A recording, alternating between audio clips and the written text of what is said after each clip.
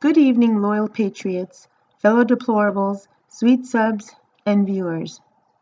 Tonight's report is about Nancy Pelosi's sinister plan to become President of the United States until it was thwarted by our POTUS. On Thursday, January 17th, Pelosi attempted to leave the country to meet with certain U.S. military leaders and world leaders to arrange the assassination of President Donald Trump and Vice President Mike Pence. Here are some questions all of you need to ask yourselves regarding this latest event, along with some answers that my trusted sources have provided. Why was Nancy Pelosi so eager to fly away from the country with 93 of her family members, along with 6 Democrat representatives and members of their family, plus an unusually large amount of luggage? Why did Pelosi want to travel in a military plane? Why did she want to personally select the crew of the military airplane? Was she wanting to have Pelosi-allied military guys as crew, perhaps? Why was Pelosi's first stop in Brussels? At NATO headquarters. The Pelosi delegation planned to meet NATO commanders, U.S. military leaders, and these key allies: Soros cabal Merkel, Rothschild cabal Macron, Deep State cabal, President of the European Commission Jean-Claude Juncker. Also, why was Adam Schiff on that trip? Prior to the John F. Kennedy assassination in November 1963, the entire cabinet was flown to Tokyo, Japan. At the time of the JFK assassination, the entire cabinet was out of the country. Were Pelosi and Adam Schiff preparing a new Nancy Pelosi cabinet? Why did Pelosi want to fly away at all costs? Why did she want to fly away with Adam Schiff, plus 6 other Democrat congressmen and 85 of their family members? During a government shutdown? Very unusual. Is this a deep state plot to assassinate President Trump and VP Pence and replace them with Nancy Pelosi as President of the United States? There have been a dozen assassination attempts on President Trump. I knew of one of them, but I didn't know that there were more than that. I found this out from one of my trusted sources, Dr. Dave Janda. I want you all to watch this clip of Dr. Dave Janda being interviewed by Greg Hunter in August 2018. Listen to everything that he says, especially the part about how our POTUS differs from JFK in terms of protection.